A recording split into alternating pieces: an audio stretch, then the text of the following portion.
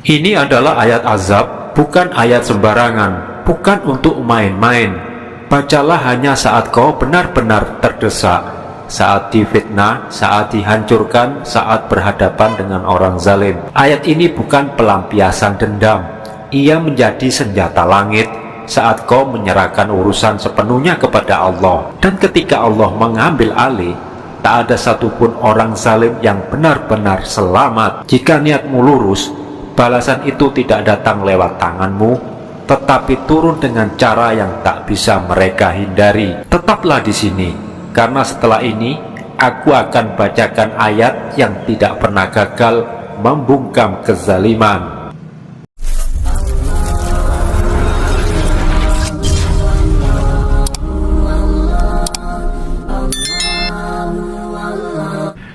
Bismillahirrahmanirrahim. Assalamualaikum warahmatullahi wabarakatuh. Ya Rabbi sholli ala Muhammad wabtah minal khairi kulla muqlaq. Syukur alhamdulillah, segala puji hanya milik Allah. Semoga siapapun yang sedang mendengar video ini, Allah berkahi hidupnya, Allah lapangkan rezekinya, Allah lindungi dari keburukan, dan Allah jadikan keluarganya tentram dan bahagia. Amin ya Rabbal Alamin. Pemirsa beriman yang dirahmati Allah, pernahkah engkau melihat seseorang tampak baik di luar, namun diam-diam merancang kejatuhanmu? Jika engkau benar-benar disalimi, ingat satu hal, Allah tidak pernah diam. Jika video ini bermanfaat, klik like, subscribe, dan aktifkan loncengnya, karena satu klik darimu bisa menjadi pahala jariah yang terus mengalir. Pemirsa beriman yang dirahmati Allah, di dalam Al-Quran terdapat satu ayat azab, bukan bacaan ringan, bukan doa harian. Ini senjata langit yang hanya digunakan ketika kamu benar-benar terpaksa. Dengan izin Allah, ayat ini mampu membalikkan keadaan dan menjatuhkan orang zalim tanpa kamu menyentuh mereka sedikit pun. Jika kamu pernah dizalimi, dihancurkan reputasimu, bahkan hampir dibunuh masa depanmu, bangkitlah dan wajib baca dua amalan ini. Yang pertama, surah Al-Baqarah ayat ke-10. Fi qulubihim maradun fasadahumullahu marada walahum adabun alimum bima kanu yakdibun. Kata para ulama dan kiai ahli hikmah, amalan ini tidak akan menyakiti siapapun yang tidak zalim. Namun bagi mereka yang berbuat zalim, tidak berhenti dan terus mengulang-ulang kezalimannya, maka akibatnya itu akan datang sendiri tanpa dendam, tanpa kamu harus membalas apapun. Ini bukan teori, ini nyata. Dengarkan baik-baik, karena setelah ini kamu akan paham bagaimana ayat ini bekerja saat doa orang terzalimi benar-benar naik ke langit. Pemirsa beriman yang dirahmati Allah, amalan ini pernah saya bagikan diam-diam kepada seorang rekan kerja yang disalimi tetangganya sendiri. Tetangganya telah berhutang, namun justru mengancam akan berbuat zalim, berbuat kriminal jika terus ditagih. Rekan saya itu sudah lama bersabar, menahan malu, namun ancaman itu membuatnya takut, bahkan untuk menagih haknya sendiri. Waktu itu saya hanya berkata, jangan lawan dengan emosi,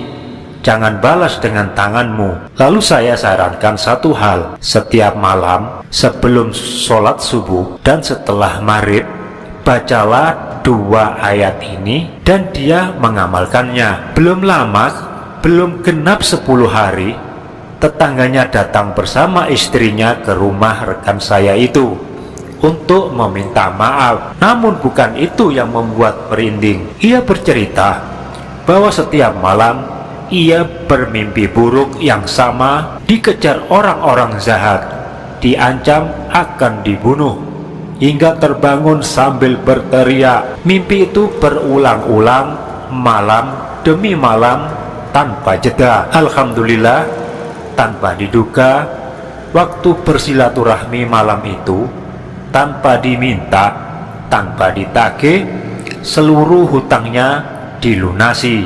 Allah memang sering menegur orang zalim, tidak selalu dengan kehancuran, akan tetapi dengan ketakutan yang bisa mengubah hidupnya orang zalim.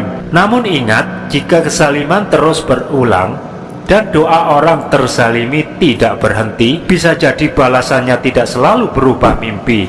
Kadang hidupnya orang zalim itu bisa benar-benar hancur berantakan.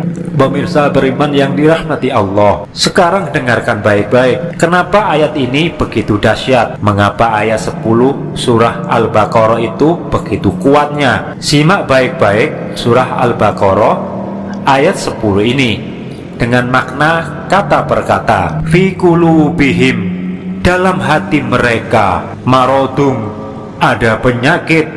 Fazadahumullahu, lalu Allah menambah marodo, penyakit itu. Walahum, dan bagi mereka, adabun alimum, azab yang pedih. Bima kanu yakdibun, karena mereka berdusta. Pemirsa beriman yang dirahmati Allah, telah diijazahkan para ulama dan kiai ahli hikmah.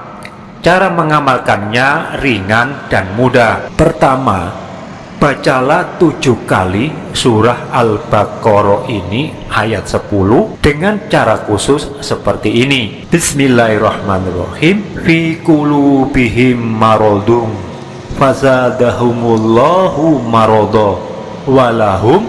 Saat di walahum ini engkau berhenti sejenak, diam, tenangkan hati, lalu berdoalah dalam hati, sampaikan semua kepada Allah. Jika kamu dizalimi, serahkan semua urusan sepenuhnya kepada Allah. Setelah itu, lanjutkan baca ayatnya. Adabun alimum bima kanu yakdibun. Ingat baik-baik, setiap sampai di lafaz walahum, berhenti sejenak, berdoalah dalam hati. Setelah itu lanjutkan ayatnya hingga selesai. Ulangi cara ini persis seperti contoh yang tadi hingga genap 7 kali bacaan, tanpa emosi, tanpa dendam, tanpa tergesa-gesa. Biarkan Allah yang mengambil alih. Yang kedua, baca 40 kali doa Nabi Yunus. Lafadznya Rabbana la ilaha illa anta subhanaka inni kuntu minadh dhalimin, yang artinya, ya Tuhan kami, tidak ada Tuhan selain Engkau, maha suci Engkau, sesungguhnya aku termasuk orang-orang yang zalim. Rasulullah SAW bersabda, riwayat dari At-Tirmizi, tidaklah seseorang muslim berdoa dengan doa ini dalam suatu hajatnya, melainkan Allah akan mengabulkannya. Para ulama menganjurkan membaca doa ini 40 kali dalam keadaan suci dan dengan keyakinan yang penuh. Pemirsa beriman yang dirahmati Allah, ingatlah satu hal, ayat dan doa ini untuk melindungimu dari kehancuran akibat ulah orang lain. Jika doa amalan ini kamu baca dengan tenang dan penuh konsentrasi, tidak lebih dari 15 menit. Waktu pengamalan yang dianjurkan, sepertiga malam akhir atau sebelum sholat subuh dan setelah sholat maghrib atau sebelum engkau tidur. Lakukan selama 7 hari berturut-turut hingga kezaliman itu lenyap dari hidupmu. Jika kamu pernah mengalami kezaliman yang nyaris membuat hidupmu hancur, tulis kisahmu di kolom komentar. Mungkin itu akan menjadi penguat bagi yang lain. Semoga jadi jalan kita menuju keluarga sejahtera dan bahagia. Demikian yang bisa saya sampaikan, semoga bermanfaat. Jazakumullah khairan katsiran. Wassalamualaikum warahmatullahi wabarakatuh.